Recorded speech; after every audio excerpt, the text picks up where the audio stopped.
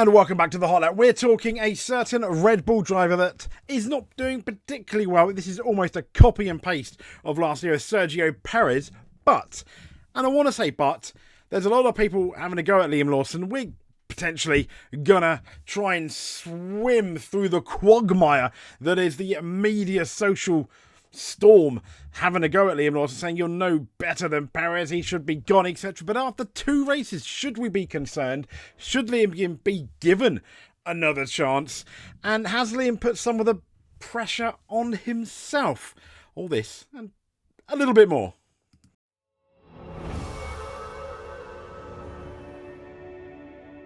So, Liam Lawson, let's talk about Liam of the Lawson, the man from New Zealand that we would like to do very well. And I think a lot of people did when he initially got picked, unless you were a Tsunoda fan. Yes, I know, it did diversify the Red Bull fan base. A lot of people thinking Tsunoda deserved to have the seat. I think you can make an argument either way, where Red Bull have said they saw that Liam had a bit more of a ceiling than Yuki Tsunoda could potentially deal with the pressure. I tell you what, we're definitely going to be finding out when we get to Japan. But in Liam Lawson's defence initially, speaking to the Dutch newspaper, Der Telegraph, Max Verstappen came out and made a few interesting points. He said, if you look at the difference between the two drivers at the other teams, they are all closer together. In particular, obviously, he's looking at the V-Carb team. He said it also shows that our car is extremely tough. I think if you put Liam in the Racing Bulls car, he will go faster. I really think so. That car is easier to drive than ours. I also noticed, he said, that when I talked to Liam last year, I didn't think the difference between him and Yuki, as in the Tsunoda, was that big. Otherwise, the team wouldn't have made the choice to put him in Red Bull either, which, fair play to Max Verstappen, and I think he completely speaks the truth. Say what you will about the car being designed around Max Verstappen, I think that's becoming truer with each passing day, particularly if they do decide to put Tsunoda in. And Tsunoda doesn't fare particularly better than Liam Lawson. I think that's almost fact confirmed then at that point. But fair play to Max. But we're getting tweets like that. And we're getting lots and lots of tweets. This was, I thought, really interesting. It was Ted Kravitz putting Christian Horner very much on the spot. Your other driver, of course, hasn't had the best of days. No. 14th in the sprint race, last today. Do we have a little Liam problem here? Well, I mean, it's been a tough day in the office for him today, so we'll have a good look at it and go through it, and obviously try and give him the best car we can for tomorrow. Yeah, but you didn't. You need him to score the constructors' points. And that's you didn't pay off Checo for this, did you? I mean, the point was to replace Checo. I mean, the point was you didn't pay off Checo for this. To replace Checo with a quicker driver. And is he just not a quicker driver? As I say, we'll have a good look at it, and we'll do what we can tomorrow. All right, well, good luck with it. Thanks. I mean, Christian Horner, let's be fair, the look of him, he wanted to be anywhere but there with answering that question. Fair play to Ted, because it is a question that needs to be asked. It absolutely does. And the other question that needs to be asked with Christian Horner is why? Why Daniel Kvyat? Why Alex Albon? Why Sergio Perez? And now why Liam Lawson cannot get anywhere near Max Verstappen? Yes, Max Verstappen is a great driver. Is he 1/1 second greater than Liam Lawson? No. I really don't think he is. I thought this was interesting. In relation to Ted Kravitz, this was a comment on the video saying, I spoke to Ted the Melbourne Walk and he said the whole Singapore Fugazi was so Christian didn't have to announce Ricciardo was leaving, and as he put it, he didn't want to seem to be the bad guy, as in Christian. Good on Ted for asking hard questions, because he clearly don't like Christian. No, I don't think Ted maybe does it. If you remember a few years back, the Red Bull ban for basically Ted saying Hamilton got screwed out of the title. But yeah, so Christian Horner looking extremely uncomfortable. This is points scored with Red Bull in the last 20 Grand Prix, and here's the issue. Verstappen on 337, his teammates on 49. I mean, come on. That says something, doesn't it? So this is Liam Lawson's current qualifying. We have P18, P20 and P20. It is quite hard to defend. But then I go back to Max Verstappen's initial point that the car is very difficult to drive. So, yeah.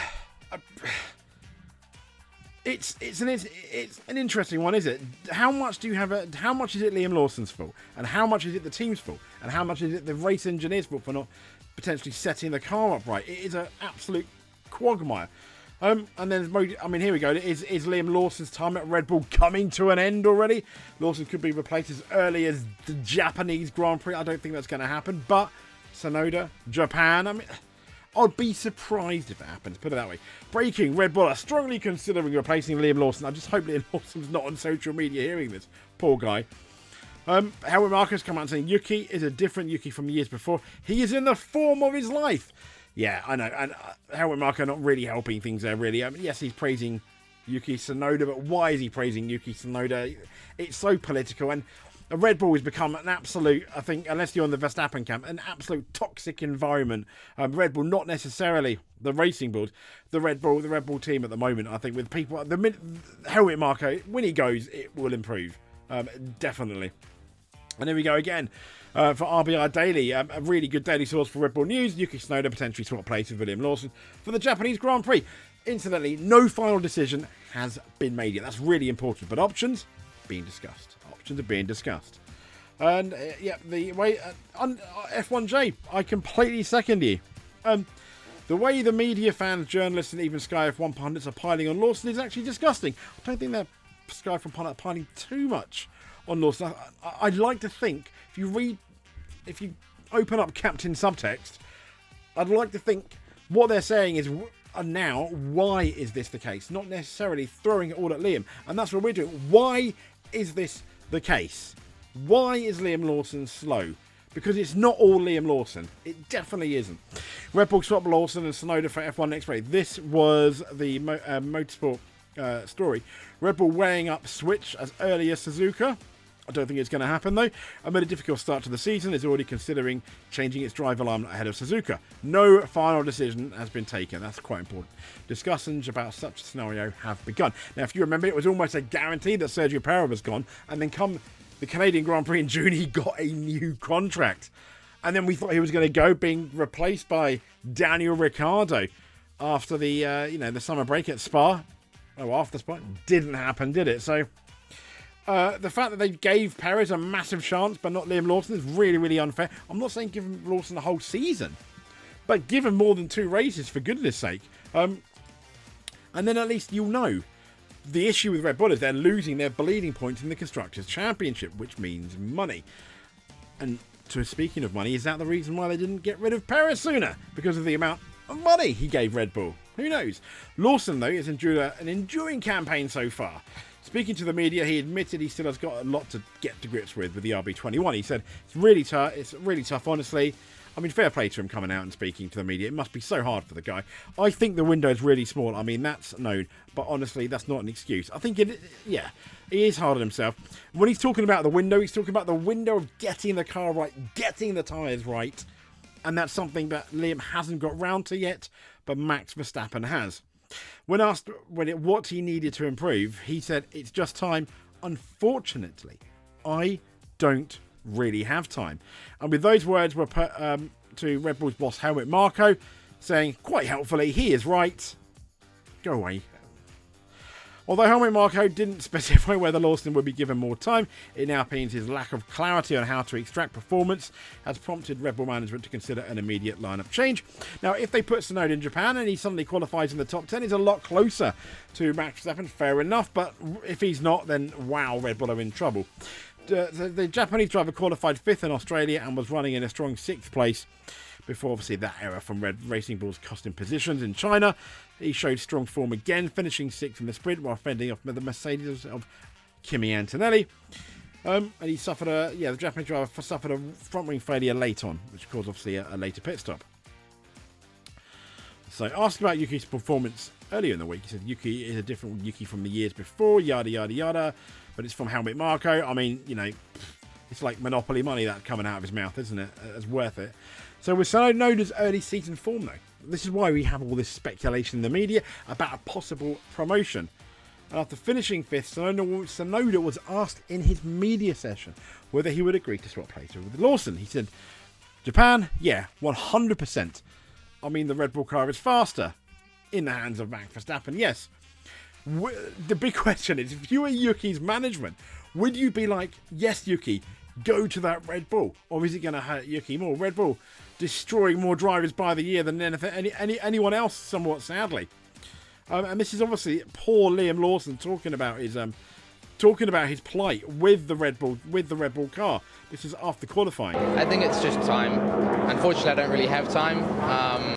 Yeah, he doesn't have time, and that's been obviously emphasised by Helmut Marko saying that's right. No helpful words from Helmut Marko. But then, what do you expect when he's kind of like embarrassed by one of his drivers crying? Yeah, go back to your cave, Helmut. But it's just one of those things that, I mean, to drive a Formula One car, it's it takes 100% confidence in what you're doing, and it's not that I don't feel confident, but he doesn't have it though, does he? You can see in the car the window's so small that right now I just seem to miss it.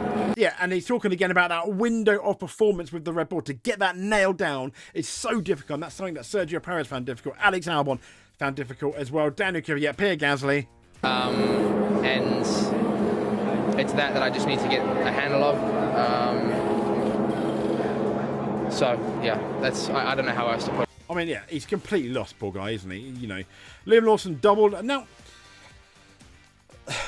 looking at the other side of things, before we get into that, Christian Horner feeling sorry for Liam Lawson as replacement speculation addressed.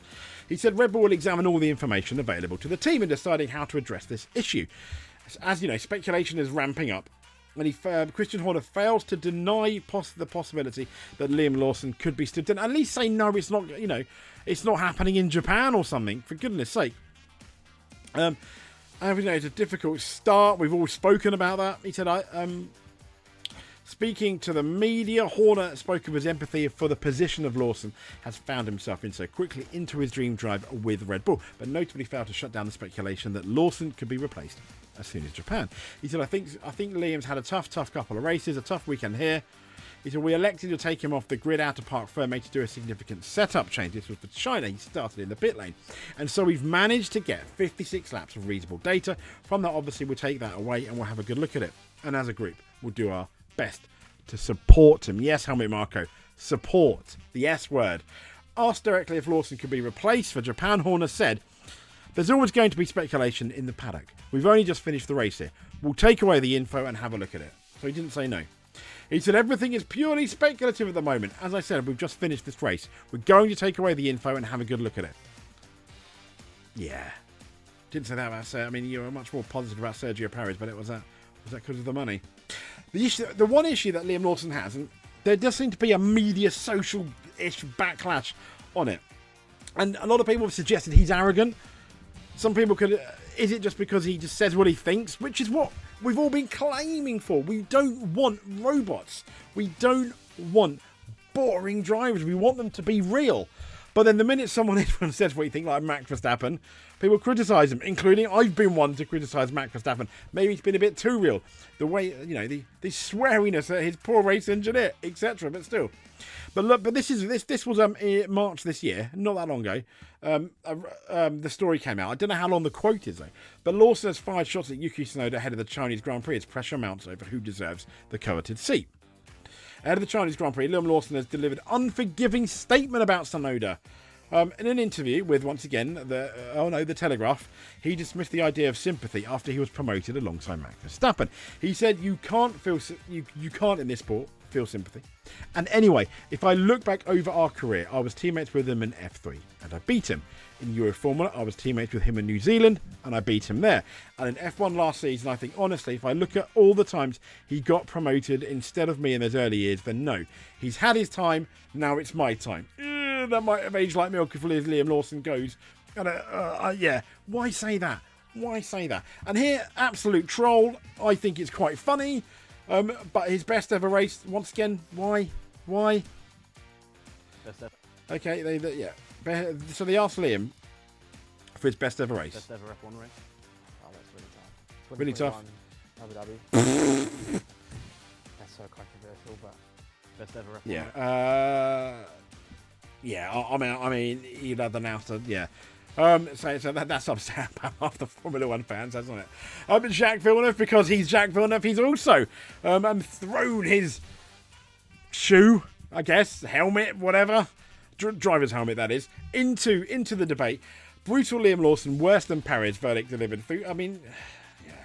Jacques Villeneuve, he's suggesting that Liam Lawson is worse than Perez.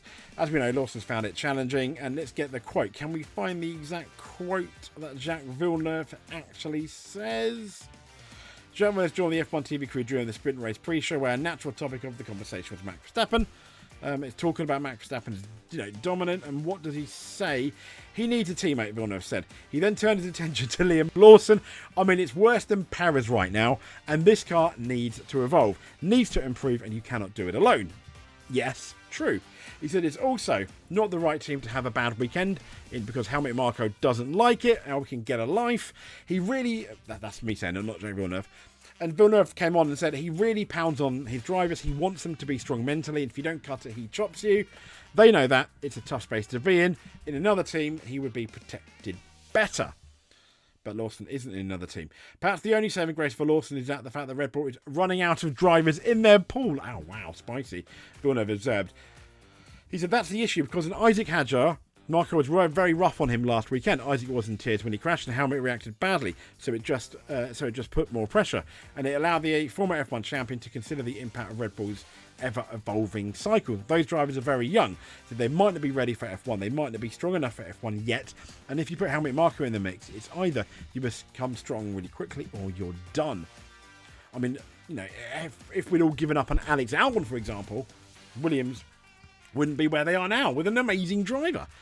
I think Liam Lawson will still have a few more races to prove himself. I'll be very surprised if he is gone by Japan. I think it would be the wrong thing because it would be egg on their face from Red Bull. They've clearly chosen Lawson over Tsunoda, then admitting they've got a mistake within, just after 2 Grand Prix down the road is just going to be a PR nightmare for Red Bull. And then what do you do with Lawson? Put him back in the racing balls and bring out Yuki Tsunoda? And then the big if with Yuki Tsunoda is, if Yuki Tsunoda is not better than Liam Lawson and has the same issues as Liam Lawson and Sergio Perez had, well, what are Red Bull going to look like then? I wouldn't want to be Red Bull in my choice, but I think Liam Lawson knows Japan. He's raced in Japan. He's done well in Japan before. He deserves another shot in Japan. And then I guess if he qualifies last both times, then we can maybe have a more serious conversation about it. But yes, Liam Lawson, no doubt he's under pressure. Some of it, you can kind of blame it. He's come across as a bit silly in some of the things he says, but then maybe that's why people like him. Give him another shot. Anyway, if you made it to the end, thank you very much. If you made it to the end and you're not subscribed, please give us a subscribe. Hit that notification button so you do not miss a video. But until then, thank you for watching. We'll see you next time, but above all else, stay safe.